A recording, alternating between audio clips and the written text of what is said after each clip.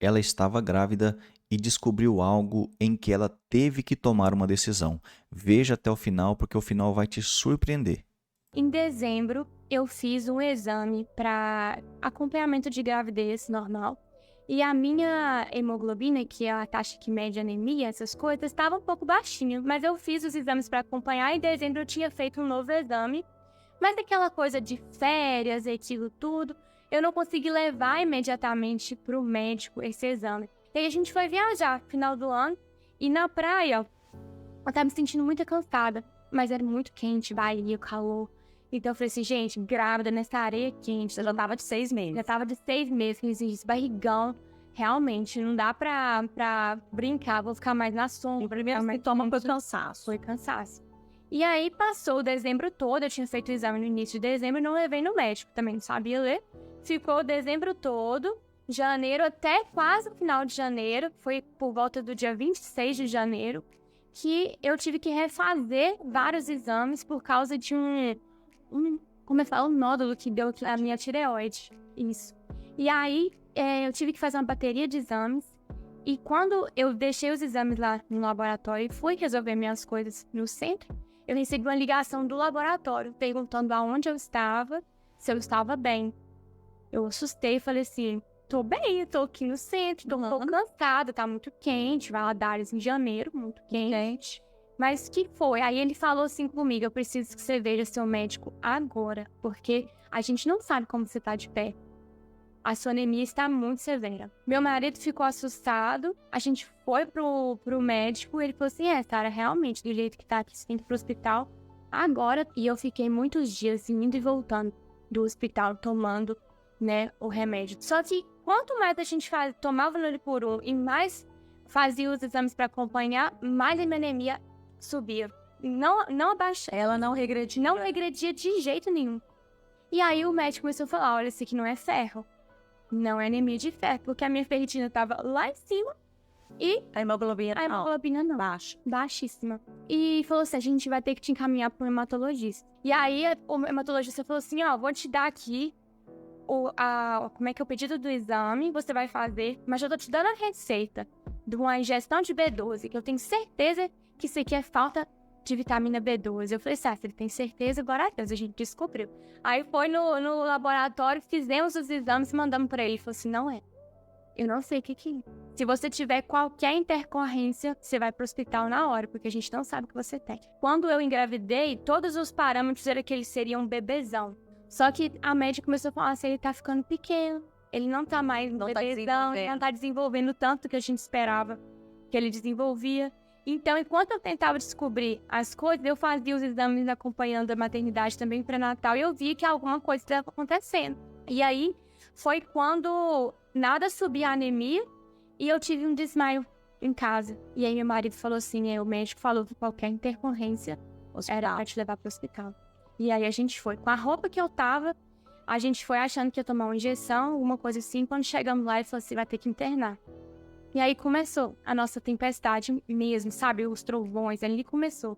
Porque eu fiquei internada praticamente uma semana sem receber uma gota de soro na veia. Só porque eles não podiam me liberar, porque não sabiam que eu tinha. E aí todo dia passava médico, saía médico. O médico chegava e falava, vou olhar, e sumia. E o meu marido doido atrás do hospital pra ver como é que ia fazer, o que eles tinham pra falar pra gente, nada. Era um silêncio, assim, da parte do hospital também. Até que um médico hematologista, o doutor André, ele foi lá no meu quarto do hospital, sentou do lado do meu marido e falou assim, olha, eu tô examinando, eu estou olhando o sangue da Sara, as lâminas, e eu não tô conseguindo entender. A situação dela não tá melhorando e eu aconselho vocês a saírem daqui, porque Valadares não vai ter a agilidade e o recurso que vocês precisavam.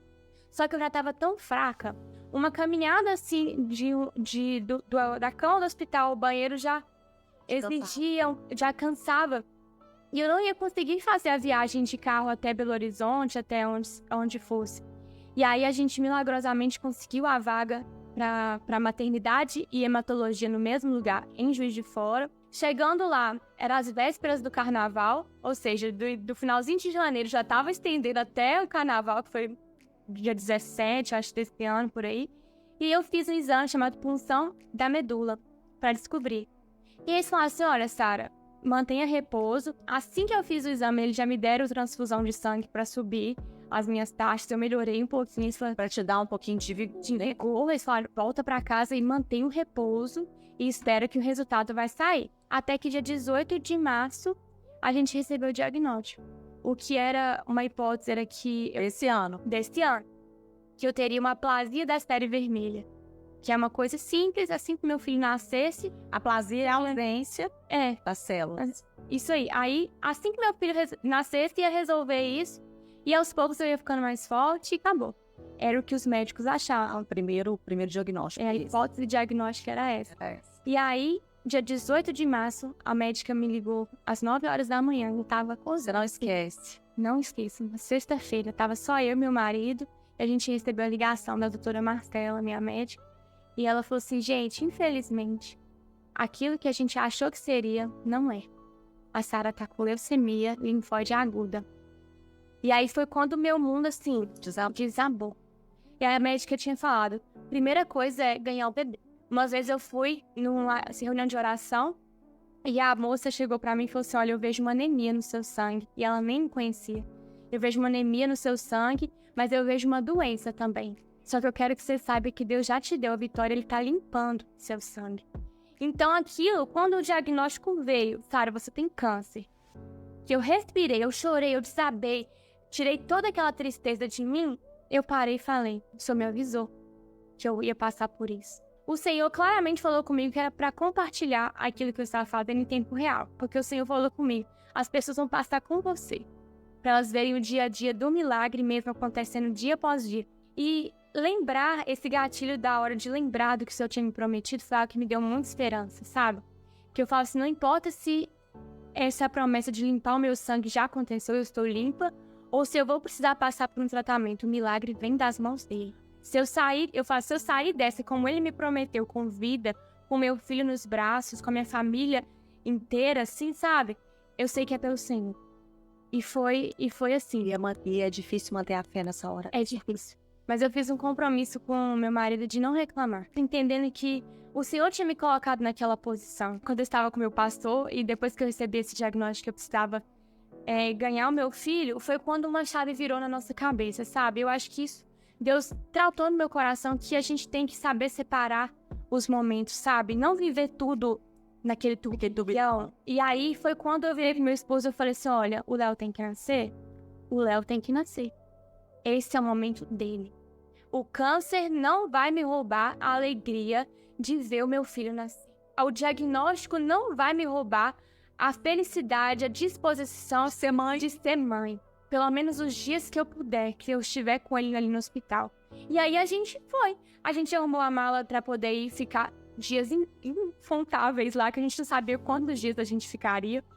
E aí eu falei com o Matheus, eu não quero ouvir a palavra câncer até chegar a hora É vida, né? de ouvir a palavra câncer. Eu falei, esse é o momento do nosso filho. A gente foi pra Juiz de Fora e a gente chegou lá numa segunda-feira, dia 20, e na terça-feira, dia 21 de março, seria o dia que meu filho nasceria.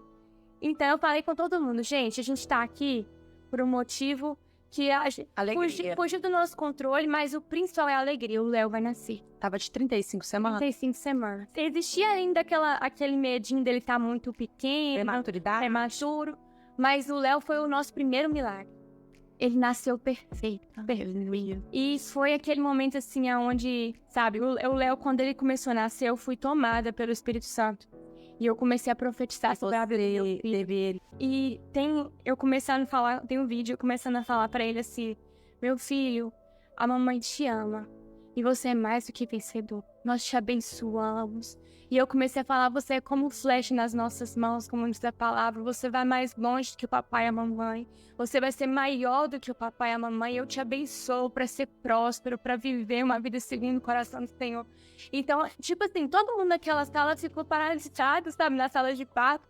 Porque a presença do Senhor encheu aquele lugar, sabe? E as primeiras coisas que meu filho ouviu de mim foram palavras de vida. De vida. Mesmo eu estando passando por um momento de como é que fala, o vale da sombra da morte. Eu estava naquele vale, naquele momento, e o Senhor estava comigo, como diz a palavra, e meu filho recebeu ali as palavras de vida.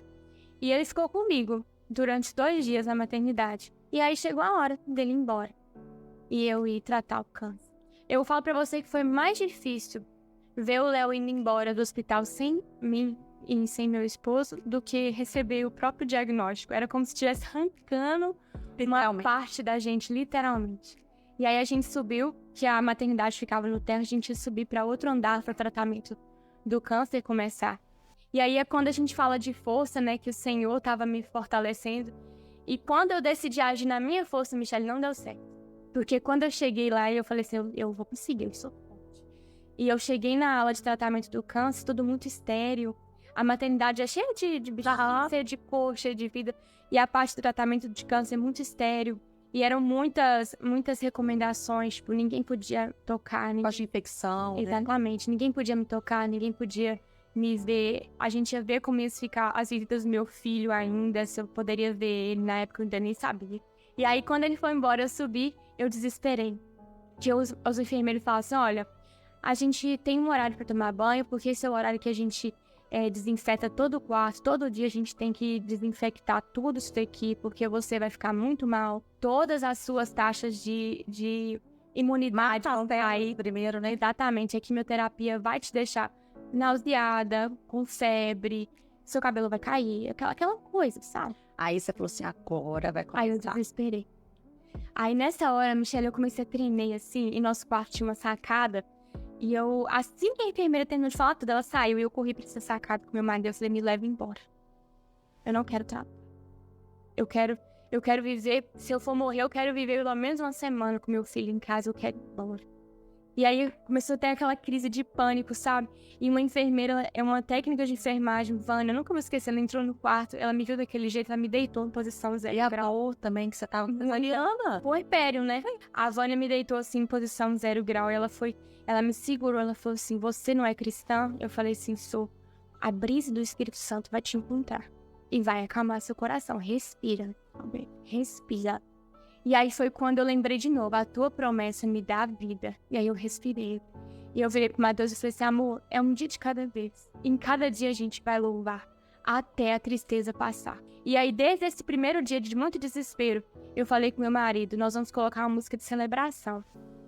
E nós vamos louvar, chorando do jeito que a gente tá, até a tristeza passar. Eu não podia amamentar, meu peito empedrou todo.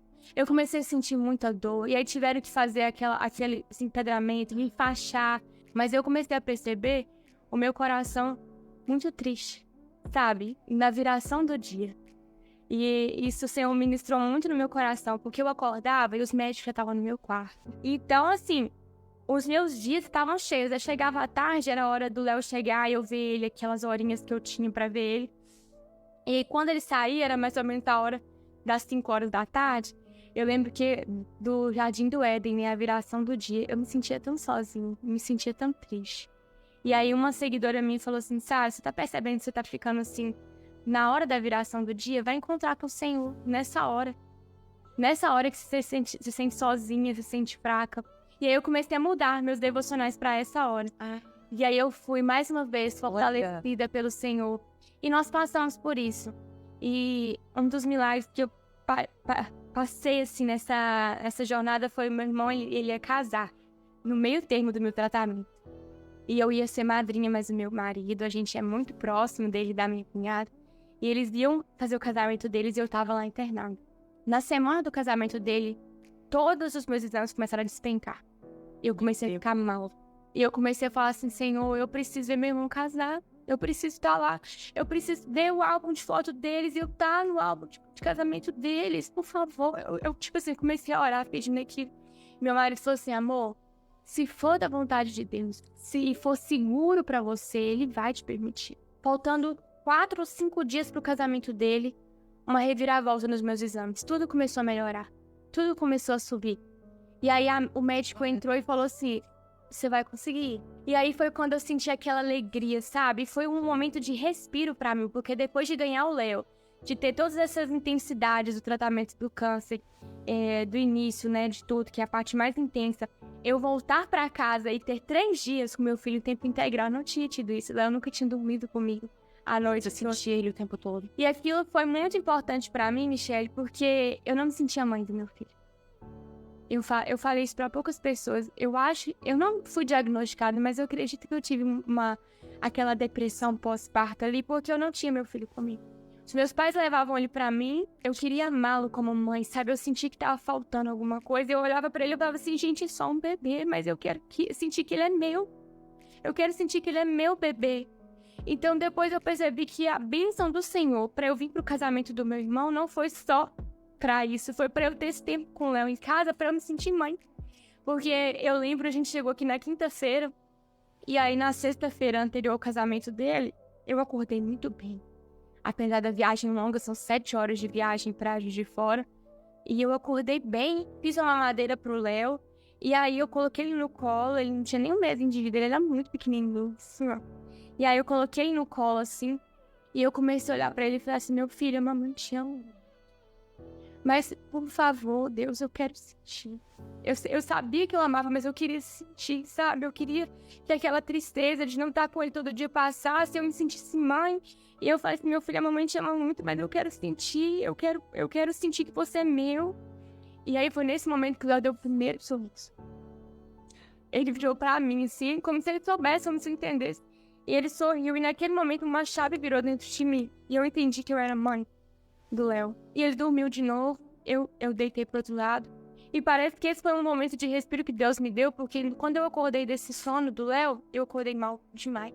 Todas as debilidades que eles falaram que eu ia sentir da viagem por causa do impacto do carro, da estrada, do cansaço, com a quimioterapia que eu tinha feito no dia anterior, então eu tava exausta, eu senti depois que eu tive esse momento com o Léo. E eu voltei pra Juiz de Fora pra internar de novo com aquele alívio no coração. E aí as coisas começaram a ficar mais tranquilas.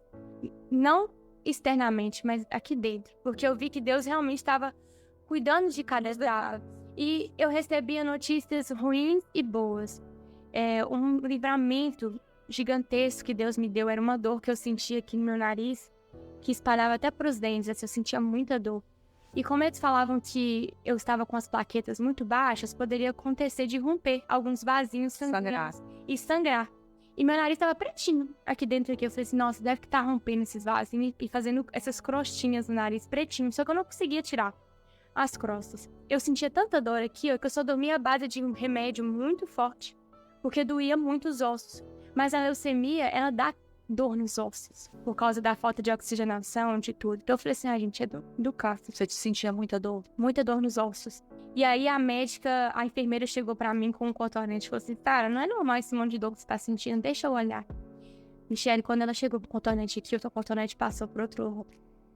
A parede do meu nariz tinha sido necrosada por um fungo hospitalar que eu peguei, um fungo, tipo assim, fortíssimo. E aí o otorrino chegou pra mim no domingo e falou, era 6 horas da tarde quando ele chegou no meu quarto, a primeira coisa que ele fez foi jogar a lanterninha assim e falar assim, você comeu hoje? Eu falei, comi, que horas? Eu falei, não sei, umas 3 da tarde, ele não come mais nada que você vai pro bloco cirúrgico agora. E não me explicou mais nada, eu só fui. Fazer uma raspagem? Ele teve que tirar toda a parede do meu nariz até o corneto médio. Eu não tenho a sustentação aqui, só o demicinho aqui, porque o fungo necrosou meu nariz e a chance era que ele fosse pro cérebro ou pros pulmões. E Deus me deixou sentir dor pra conseguir eles conseguirem ver. E no momento da dor, você fala, Senhor, mais dor. Eu acho que mexona, né? Mais dor, mais... Então, tipo assim, não foi só um mar de rosas contando isso pra poder mostrar que tiver momentos assim que coisas foram pegando a gente de surpresa. Vai ter momentos de muito medo, gente. E momentos de muita tristeza, momentos de muita dificuldade. Não só em quem tá passando por um diagnóstico, um problema de câncer, mas tudo dói. A crise financeira, ela dói.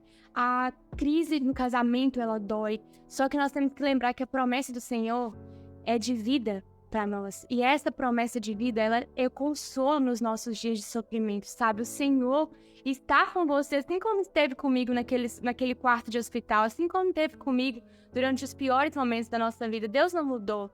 O mesmo Deus que curou as pessoas falando com uma só palavra, levanta, leva a sua cama, Ele pode falar isso pra você hoje também. Mas Ele também pode te fazer sentir que durante o sofrimento, que durante a sua tempestade, você tem algo a acrescentar no reino de Deus. E gerar um testemunho dói demais. Porque foi uma das coisas que eu perguntei ao Senhor, por quê? E como eu falo, a tua promessa me dá vida, eu sempre fui uma menina de muitas promessas, sabe? Desde pequena. Eu recebi a promessa de que eu teria uma família e Deus me deu. Um marido maravilhoso, meu E que ficou com você o tempo todo. O meu marido é um testemunho de homem, de Deus, que ele se posicionou. A maioria abandona as mulheres. A maioria abandona. Ele não A largou. estatística é altíssima, né? Sim, e ele não largou a minha mão no segundo. Que lindo. Ele ficou comigo todos os dias. Teve um dia que eu falei com ele assim, amor, troca com a minha mãe pra você ficar com o Léo em casa, pra você dormir com o Léo no apartamento, ela dorme aqui comigo pra você ter esse sentimento de pai. Ele falou assim, amor, eu vou ter quando você tiver. E isso foi algo assim, que ele é minha base hoje, sabe, meu marido? Porque vocês são um só. A gente realmente, tipo assim, com tão pouco tempo de casado, ele fez valer a promessa dele da saúde e da doença, sabe? E falando assim do porquê Deus me permitiu passar por isso, é para esse momento. Deus me permitiu passar por isso pelas pessoas que eu alcançaria Você com vai isso. curar a alma. Michelle, isso começou a acontecer dentro do hospital, enquanto eu tava lá. Mas enquanto eu tava lá, eu falei pra vocês que meu peito empedrou e tudo. Isso é um testemunho, assim, que dos dias que eu me perguntava por quê, sabe? E uma enfermeira da UTI neonatal foi lá em cima me ajudar com essa questão do empedramento. E ela chegou lá, ela falou assim, cadê seu bebê? Aí ele falou assim, não tá comigo, eu tô tratando leucemia, tudo. Aí ela pediu pra eu contar, eu contei, ele veio, a gente ganhou, ele foi pra casa com os meus pais, só que agora eu não posso amamentar, aí tá doendo muito, ela foi me ajudar a desempedrar o peito. Ela começou a chorar comigo, assim, e eu tava normal, agora eu tô com vocês aqui contando, falando, tipo assim, não, mas vai dar certo. E na época que eu não tinha nem passado por notícias boas ainda, tava só no tratamento ainda. Não, vai dar super certo, eu tô aqui em nome de Jesus crendo que vai dar certo. E aí ela saiu, assim, depois ela voltou, ela falou assim, Sara, eu estar aqui hoje foi de Deus. Eu ser a pessoa que vim te ajudar com seu peito hoje foi de Deus. Porque ontem eu recebi o diagnóstico que meu filho é autista e eu reclamei. E ela falou assim, eu reclamei. E eu falei assim, onde é que tá Deus nisso? E aí eu comecei a ficar assim, sem graça, sabe? Eu falei assim, não, mas Deus vai te fortalecendo. Ele falou assim, Deus já me fortaleceu com você. E Deus me deu o maior dos milagres, gente. Hoje eu tô curada.